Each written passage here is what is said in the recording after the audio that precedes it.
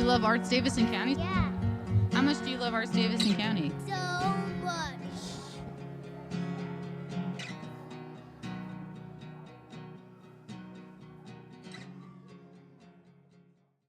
If you're listening today, I would like to preface the conversation with a trigger warning as we'll be discussing drug use and recovery. If you're not in a place to listen today, please feel free to pause and go to the next episode. If you are on your own journey to recovery, we would like to extend grace, hope, and love to you. Hi, and welcome back to another episode of Voices at the Hub. I'm your host, Destiny West, local art teacher, caricaturist, and member of Arts Davidson County, here with my co-host, DaiTrell. Yes, I'm DaiTrell, singer, recording artist, actor, all the things, and that was very pitchy, but we're gonna roll with it. So You can't be perfect all the time, DaiTrell. I am human. I am contrary to belief. I am really excited to be sitting here with two members of Sisters of Hope Inc. from Thomasville. They are helping other people excel, and so we're so excited to have them here. Can you introduce yourselves? Hello, my name is Nancy Leisure, and I am the president and founder of Sisters of Hope, North Carolina, Inc. NCINC. Sorry. Hi, and I'm Dana Holiday, and I'm vice president of, and I'm just going to say Sisters of Hope. We don't have to say the full name, but I just was reading that. So we're so excited. For those who are listening today and who don't know what you do, what would you tell them? Well, we are a women's support group, and we help women who are transitioning from incarceration, from homelessness, as well as just general hardships. Our mission is to create a space where women can connect, heal, and grow. Excellent. So the story, though, behind that is, how did we get here? How did you decide to start this adventure, and how did you each get involved? Well, it was actually birthed out of my own pain, my pain, as well as other women that I have come in contact with over the years, out of their pain as well. Me myself was an addict for a long time. I have 20 years clean from drug addiction. So Congratulations. Thank That's you, so good. thank you. It's my job to go back and help some more sisters. I also was incarcerated, so everything just falls in place of just going back and helping somebody else who could be right now in my in my shoes, and just help them see that there is hope.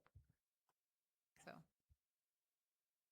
Well, I first met Nancy in another organization, Women in Motion, and just in 2019, and just knew her, would meet her over the years at our meetups and stuff. And one day I'm driving through High Point. This was probably 2020, was it 23, 24? And just people on the street, it's just overwhelming. It breaks my heart. And I was like, what can I do? Is there just never going to end? And because you feel hopeless. And lo and behold, I saw on social media where Nancy had opened up Sisters of Hope. And I certainly have my own past from, my younger years, and know that this could be me, where, in prison or on the street. So anyway, I just immediately became part of it. yeah. And that's how it. It actually started through a Bible study. In 2017, 18, we became official 501c3 in 2023. We had a resource center in Thomasville that we was helping a lot of people, feeding, and we still feed once a month at CCM. And we have an office over in Thomasville. We are in process now of raising funds to open up a transitional house for women coming out of incarceration. So that is one of the goals.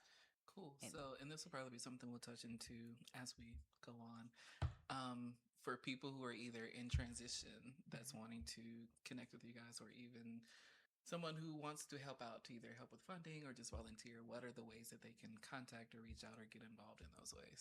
We have a phone number. Our phone number is 743-202-7284. We are on all outlets at Sisters of Hope, inc.com, website, same thing, Instagram, same thing, Facebook, same thing. Uh, our email is Sisters of Hope, inc01@gmail.com. So you can reach us at in all outlets under Sisters of Hope. And if you're interested in helping us fund the transitional house, we are on PayPal, we're on Venmo, we have a Cash App app, we have a Zephy app as well, all Sisters of Hope, NCINC. Gotcha. And then what is, to kind of dig deeper, what is that process like? Say that you get someone that is connecting, or someone that knows someone that's connecting with you all to come into this program. What's that looking like from start to finish? Well, it depends on where they're at, where they are at on their journey, and then what part do they want to play in this. If it's if it's anything dealing with recovery, we walk alongside women who are still active in their addiction, because we do have a recovery women support group in Thomasville every Friday night from 6:30 to 8. Dinner is served, and children are welcome as well. So you don't have an excuse if you really want the help. But if you're still active, you're welcome. It's a no judgment zone. And if you're interested in volunteering with us, we would love for you to get in touch with us and see exactly, what skills, because everybody has skills, different skills, and we love different skills than our own, that you can actually help us reach more women, really. So it's broad. It's Gotcha. broad. And I think I particularly love the part of saying that, sorry, that you meet them where they are, Yeah. in that sense of, because I think that's the thing. And I say this even as a life coach, it's very interesting when you have to tailor certain programs and things to the individual, because everything isn't a like one step, like this is the way to start and continue throughout. So I think that's a wonderful thing to be able to gauge and encounter them in that sense of meeting where they are to start helping with that. Because that's important. I mean, you don't want to make nobody feel less than. Yeah. They're already feeling, hopeless. So why would why would you even pour more on top of that? That's our job, is to help people. So yeah, we meet them right where they are. Because if it had not been just from the grace of God, there's no telling where we would be. I know for myself, there's no telling where I will be. So somebody helped me along the way and still helping me. So that's our job, is to help other people who need the help. So the acronym for Sisters of Hope, for Hope and Sisters of Hope, is helping other people excel. So Yeah, I think that's wonderful. Dana, I know that aside from helping from this wonderful organization, you're also an artist. Yes. Do you incorporate that in this program of helping or facilitating in any way? Do you include any of your art a part of the conversations, or? So for the first time that I went to the CRV here in Lexington, I don't know if you're familiar with that. It's a 90-day program down here. And Piedmont Center, yeah. Is it Piedmont? North Piedmont. North Piedmont Correctional Center. They have so many names. Anyway, so the first time I went 2 years ago at Christmas, I did a painting event for how many people were there? The women came that night. We had 86. Yes. Oh my gosh. So it was overwhelming. We'd like to figure out how to do something more in a healing nature, to where, I don't know, it might have to be less women than that. And also we've done a paint and sip for a fundraiser 2 years ago. We did that too. So I would love to incorporate more art, because I think that helps for a person to just kind of find what's under the layers there, and because they're enjoying themselves, but they can relax and do their art, but then they may realize something that it's not snapping. So Are you guys partnering with any other local organizations in regards to the children who come in with their mothers or family members? We do. We partner with Father Storehouse. Now, the transitional house is just for women coming out of incarceration. It's not for children. Okay. Now, at the recovery groups that we have on Friday nights, the children, the mother and the child is welcome to come, and we serve dinner. But far as partnering with other nonprofits in our community, we do. We partner with communities in school. We partner with Father Storehouse. We partner with He Cares Ministry. We partner with TCM. We partner with Fairgrove Family Services. A host of people to help us along the way, because we don't know everything and we don't have all the resources. So we try to be a resource that we can connect them to other resources in our community. I don't know about anyone else who might end up listening to this episode, but I am a child of parents whose drug addiction significantly impacted my childhood and my growing up.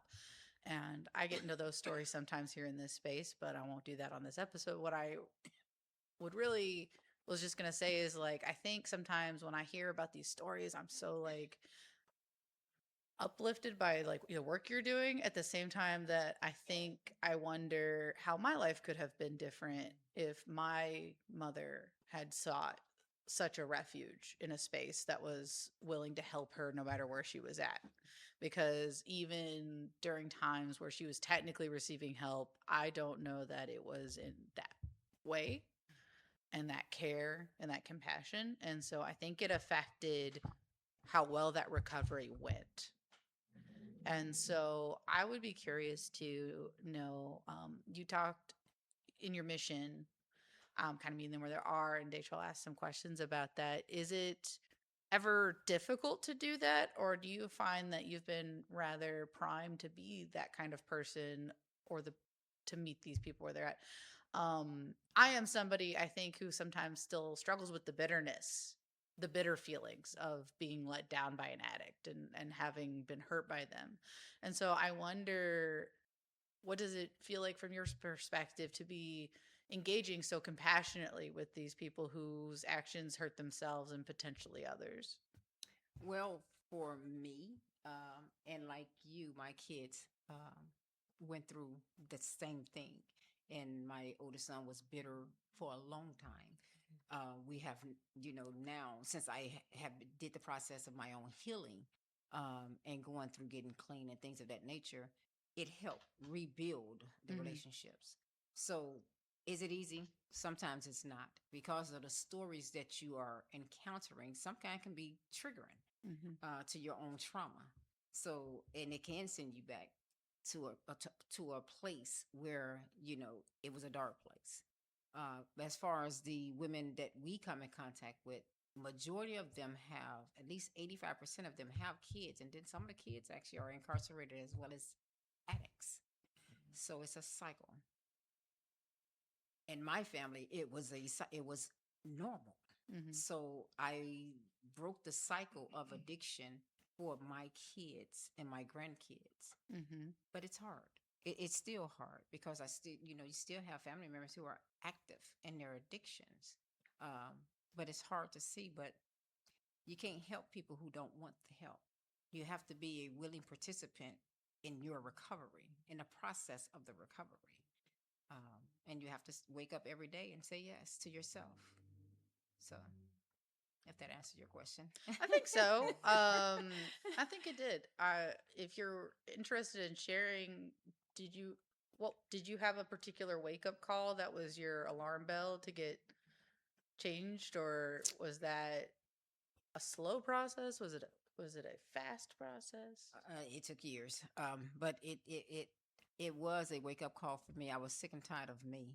I was sick and tired of being broke. I mean, I had kids. I was going through a process in my own life, a transition in my own life, where I had my kids. I had adopted 2 kids. My son was in the juvenile system, going through the juvenile system.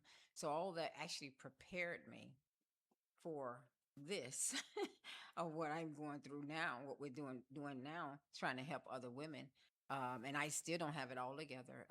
I too, am a life coach and an advocate for women who have been, abused and addicts and sexually abused and physically abused and all that. So it's still a process. It's still a process because even though having 20 years clean, I had hiccups in between that.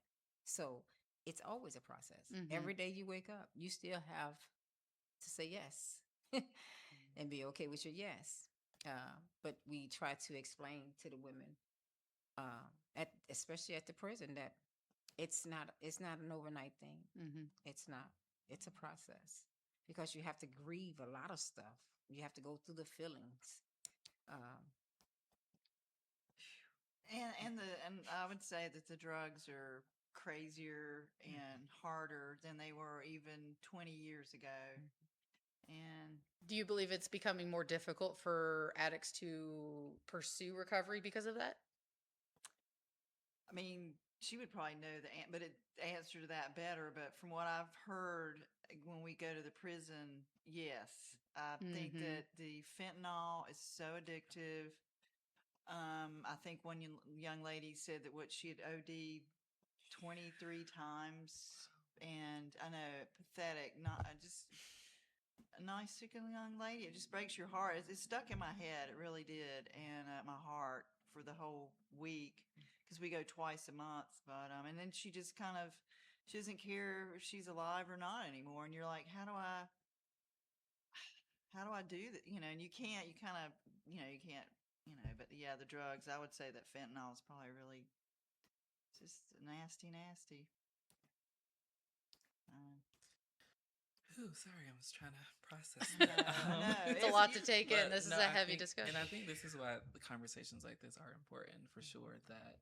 And I think one of the things you said, even in the terms of being a life coach, it's the choice, and I think that's the part that some people could often.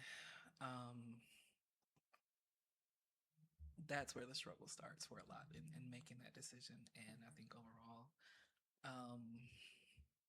sheesh. And I don't know. I might add too that a lot of these women that we talked to, wouldn't you say probably 50% had childhoods where they were told they were horrible, they weren't loved, and encouraged to do the drugs. I don't know if that's become a new thing in the world or what. I think it might go back to what Nancy was saying about the cycle. I know that while my sister and I chose a different path for ourselves than our family, it would not have been surprising if we had chosen the life of addiction and drugs and alcohol. Those wouldn't have been surprises. And so it takes, I think, a lot of strength to, whether you did get caught up in it or you're able to stop it before it happens, to say, I'm not going to let this cycle define me. And so the amount of strength, no matter where you are in that journey, I think is unbelievable when I think about, because, sorry, I'm like, how do you word this? It's too many emotions.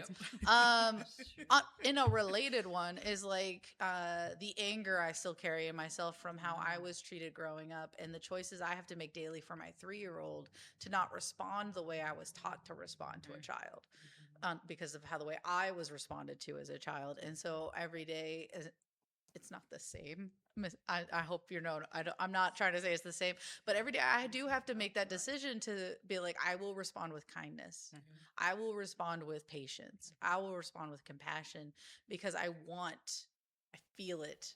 I want to lash out. I want to be physical. Like I feel that urge to be like, try to grab obedience by the fist. And, I feel like maybe that's a taste of some of the struggle that somebody who's going through addiction recovery might be going through.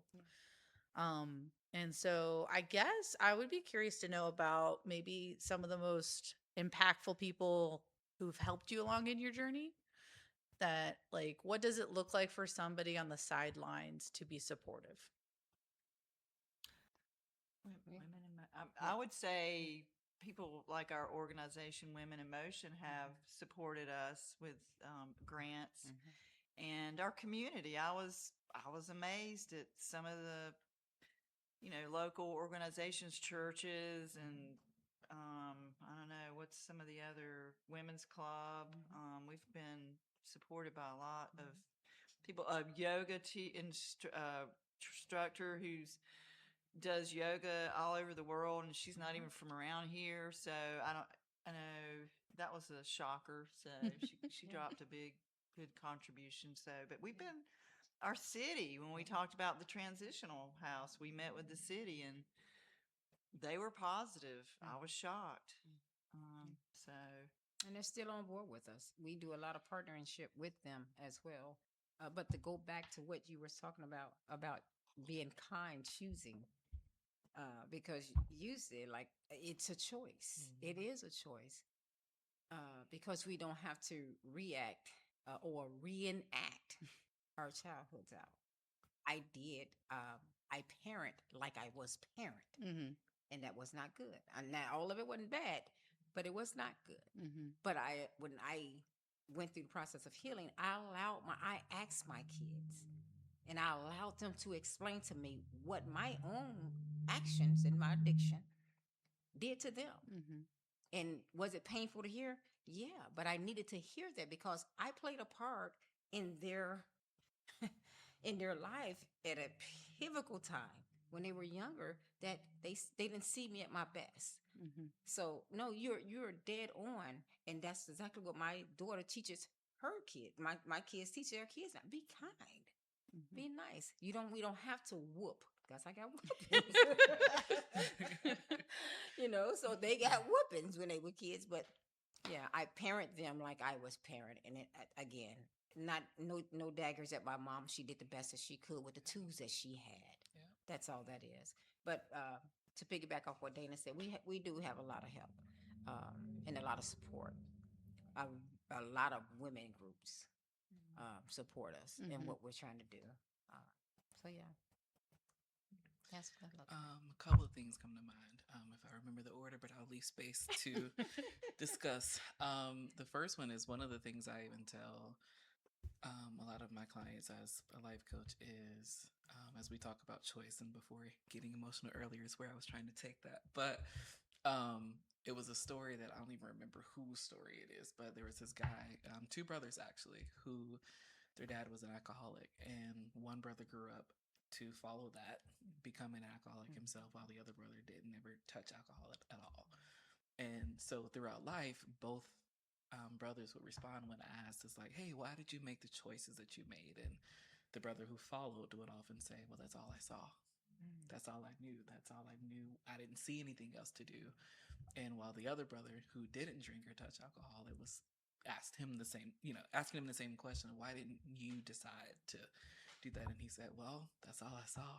I wanted something different. I chose not to follow in that same path." And so choosing something different is what you're saying. And well, both of you, Destiny and Nancy, just knowing that we get to make those decisions. And the caveat in that, I think, especially as growing up now, and we're having more conversations about healing and those things. And I think there's the other part of forgiveness that comes through these transitions and the changes of things. And in that same sense, especially with children and adults and parents, all that we have to remember that grace is for all of us, and we have to give grace, and understanding that, tying it in with what Nancy just said too, it's our parents did the best they could with what they had.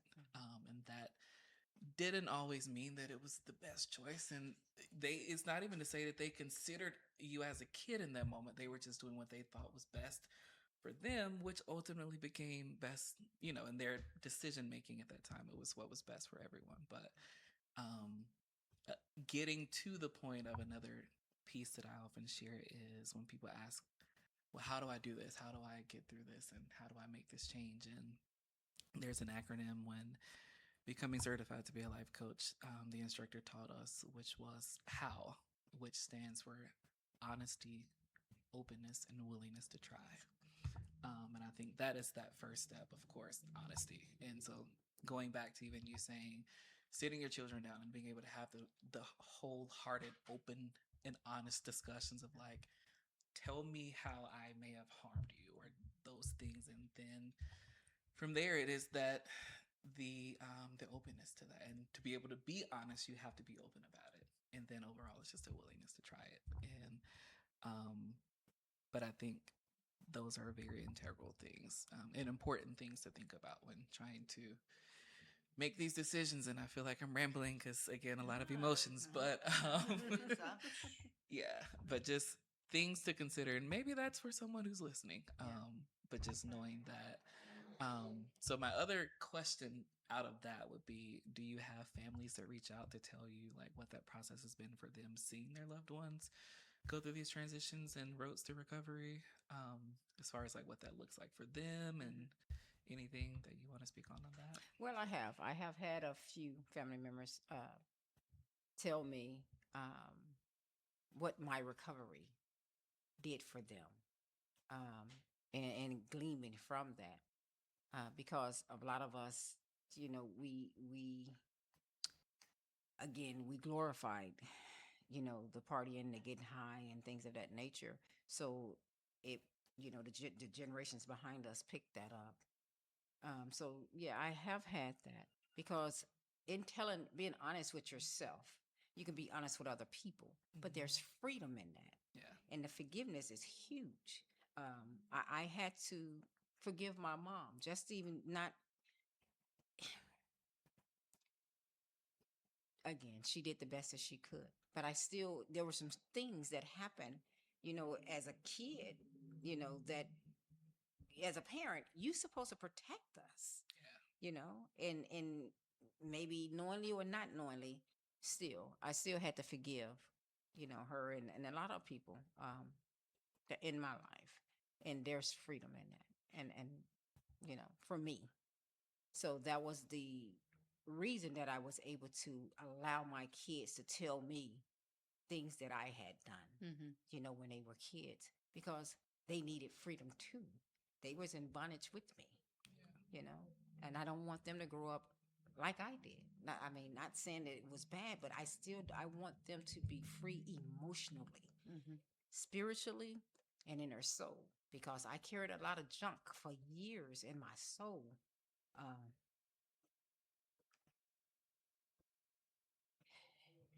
And it almost killed me. So I had to release people from the jail that I carried them in my head and in my heart. But it freed me. So I that's the gift that I wanted to give to my kids. And I wanted them to know who their mother was today.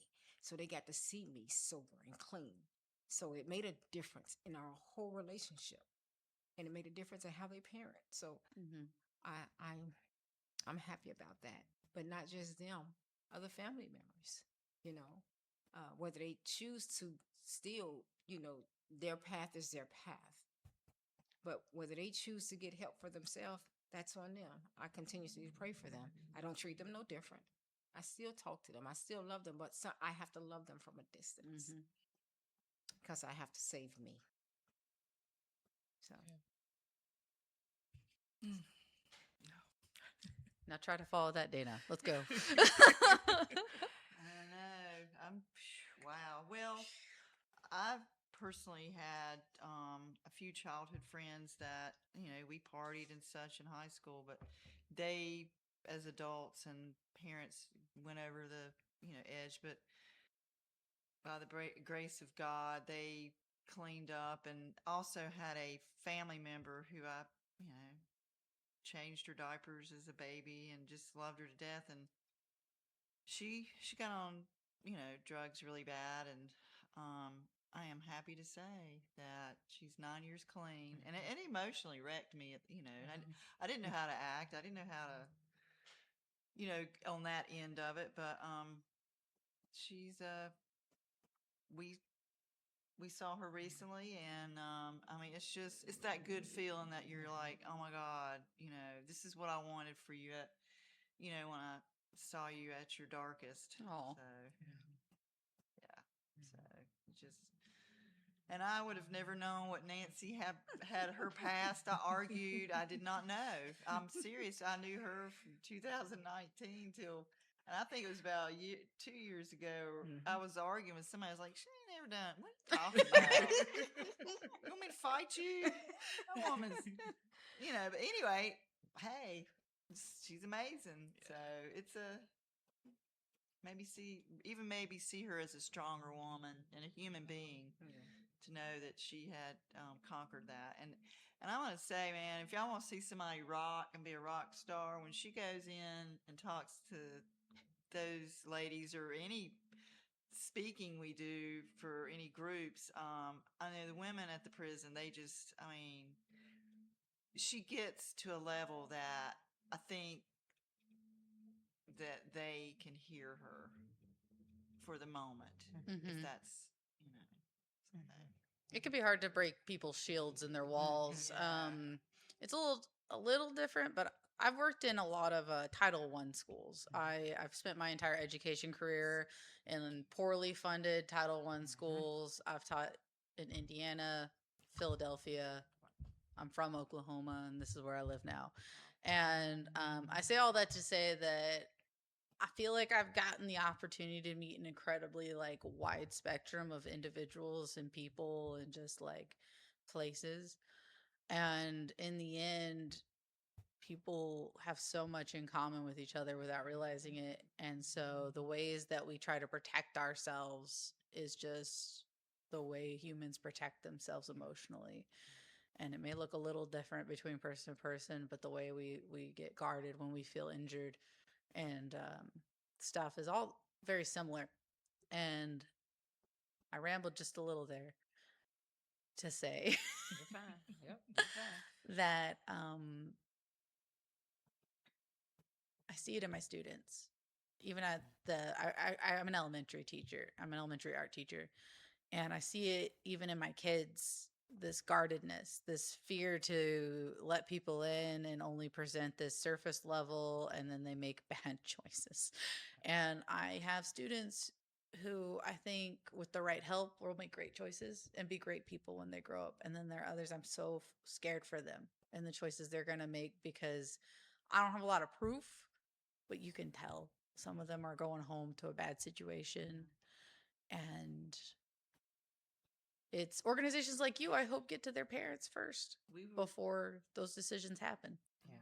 Well, we were actually asked to speak to a local school, middle school, about a year and a half ago because they had some, I don't know, drugs or something going through. And, oh my God, y'all, I just remember feeling, and I said it to Nancy, it's like, I think I feel safer at the prison and more received. Because these kids were hard. And then here's the kicker: we go to the prison, then maybe a week later to do our program, and I said what I just said now, and one of the ladies came up to me afterwards and was like, "Oh my gosh, my child goes to school there, and I'm so worried to hear that." And I'm thinking, okay, I didn't know what to. I was just like, well, yeah. So you're here, and they've learned that. So I didn't say that, but anyway, it's kind of they're in a hard bizarre. cycle, and it's going to take a so- lot of strength for them to choose a different path. And if they don't, that's not. God bless you for teachers. Yeah. teaching, Oh, yeah. Honestly, they need teachers that care. That's right. So it's That's very right. important. And I guarantee you probably can see yourself. I do frequently. Yep. It they gave hurts. us- It hurts to see myself in kids. I've told other people, I was like, you don't want me to see myself in your kid Yeah. because I did not have a good childhood. Yeah. And so if I see myself in your kid, Yeah. that kid's having a bad time. But unfortunately, I do. I reverberate with some of these kids, and I can tell they're going home to bad situations. And it could be a few months down the line, I'll hear from the social worker, I'll hear from the counselor, XYZ child has been revealed to have this issue, and CPS has been called on their home, and so, and I'll be like, I'm not surprised. Right. That does not surprise me. Right. But you can't go on vibes That's when you're right. making reports. Right. That's right. I can't go on vibes. Like, sorry, this little child over here, they feel like they're too much like me. And so I would like to make a CPS report. Pronto. I know. And they're like, that doesn't make sense. That's not actionable. Man. So, well, one of I see it as one of our main goals when we go there too is not to be preaching to them. We Yeah. start with the 12-step program, and we'll do a couple of steps that night, and we'll have the Bible verses and stuff. But for me, the main thing is when they start talking and letting out their emotions, and then you see a peer created. Sometimes you'll see a young woman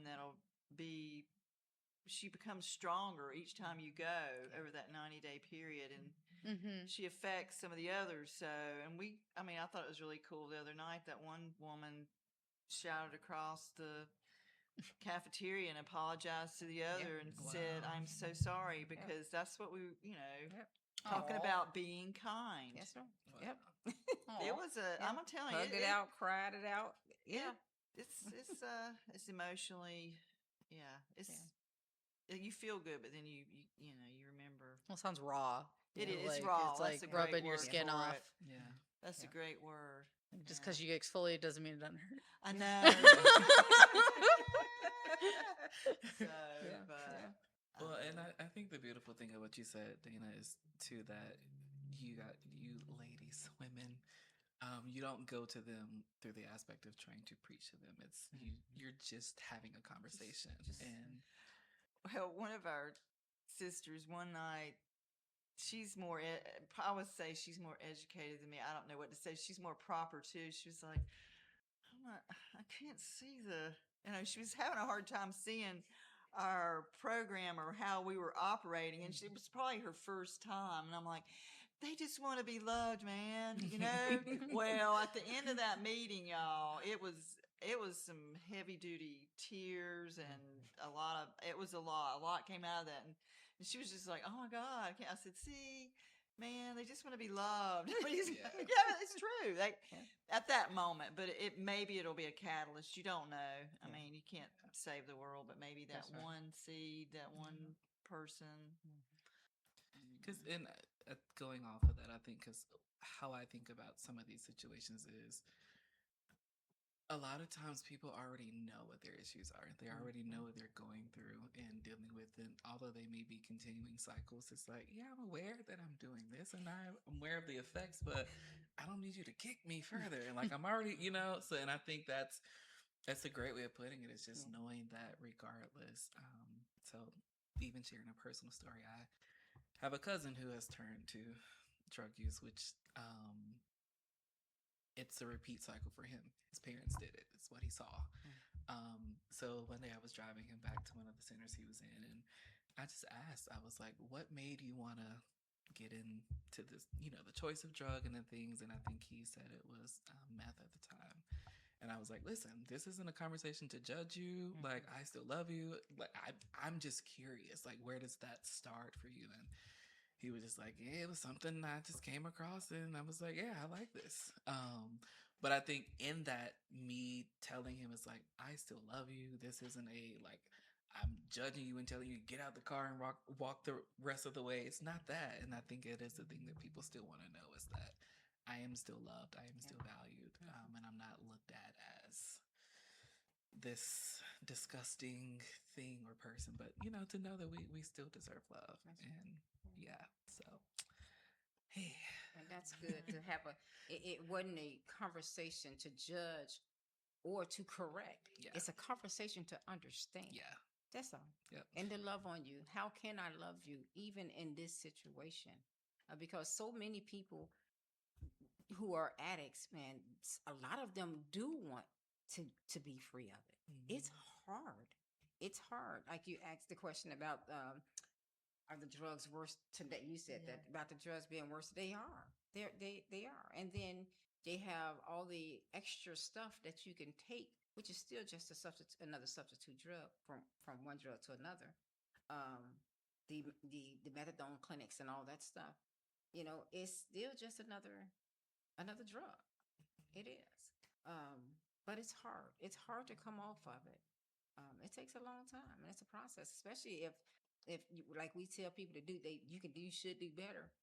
But if they never seen better, what do better look like? What do that look like? And then what do it look like for them?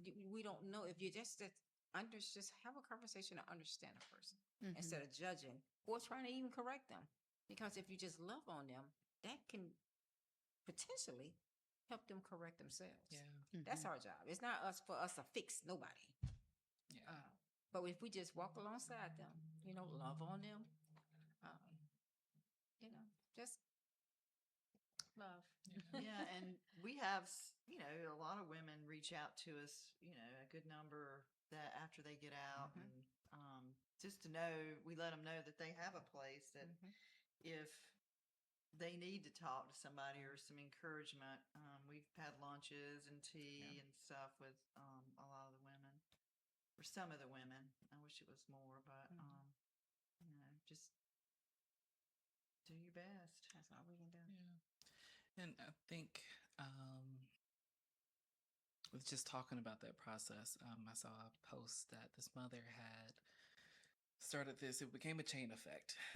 There was a mother who ended up losing her son to drugs, and she went and got a tattoo. And with this, it ended up being like a 3-day window. And the reason why it was important that she got it was because he had tried becoming clean in recovery before, but I think that was the longest window he had. And so, most people would be like, oh, well, did he really recover? And she's like, even though he ended up taking his life through that, she was like, I'm celebrating the fact that he had 3 days. And just what happened was that there was this chain event that happened that the tattoo artist ended up talking about, that once she made her story, other family people started coming in getting tattoos of the dates of their people and loved ones, because I think one of the things that people tend to forget in that process is, even as Nancy, you shared your personal story earlier about even the hiccups. Even though those moments may come, you still keep going. But I think a lot of people have that belief. It's like, well, I messed up, just forget it. Like, there's no need. But to know that it's like, you're a human. You had a moment, you had a day. Don't let that one moment dictate the entire process for you. So that sounds good. just remembering that piece of it. That it's just like, and it's old saying and things that we hear and that we probably brush off as cliche, but the things of just hearing is literally taking one day at a time. I can't think about next week. I can't think about what next year is going to look like. I can only think about today in this moment and make that choice and make that decision.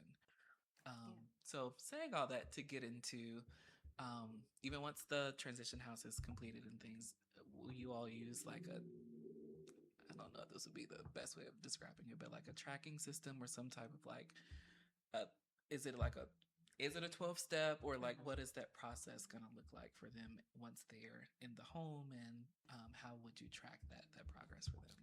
We have I'm building a program to track the progress. I have a lot of stuff that I'm working on behind the scenes before we even get there. So when we do get there, we'll be prepared for it so we can keep up with it. Right now, we do surveys at the prison.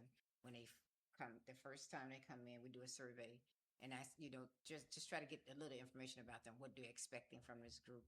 At the end of the group, what did you like about the group? What did you didn't like about the group? And then when they get ready to graduate for their 90 days, they get a certificate of completion. We could keep up with the numbers with that as well.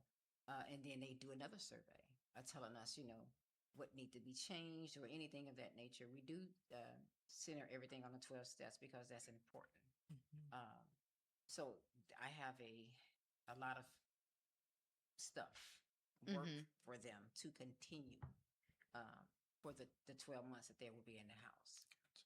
We are connecting with Goodwill Career Center here in Davidson County Career Center because they have a host of programs that they can offer as well if they want to continue education, job search, resumes, just how to fill out a simple application, things of that nature. I have a young lady from DDCC who works with the adult education of continual education for adults. So if they haven't got their GED, they want to get their GED. Just things of that nature too, because that empowers a person. Just one day at a time, one step at that's why it's 12 steps, one step at a time, Mhm. because that's all you have. Even in the Lord's Prayer, it says just that: give us this day our daily bread, one day at a time. That's Mhm. it. We can't worry about what's going to happen tomorrow. We can't even worry about what happened yesterday. We have to worry about what's going on right now. That's just too much. That's overload. Because if we try to tap into if we stay in yesterday, we're gonna not pay attention to today. Yeah. And then if we tap into the future, that's gonna send us into something. Yeah. You don't know what's gonna happen. So I have some stuff that we're gathering, and trying to get people in place to have, Mhm. Yeah, and they have to be fresh out of Mhm.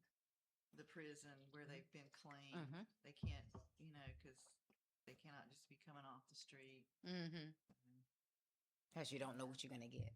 Yeah. And you can put the whole household in danger, because if they come in there and they're high, you don't know what they're high on. Right. Mhm. So we can't do that. We're taking them right after and we are in the prison, 2 times a month, and we build a rapport. We can build a rapport with them, Gotcha. Mhm. so we can pick and choose who we're gonna have in the house. Excellent. So, We are coming close to the end of our time together. Okay. Is there any major things that you would want people to take away from, if they're listening, your organization? What is the biggest things you're hoping that they're going to take away from all this?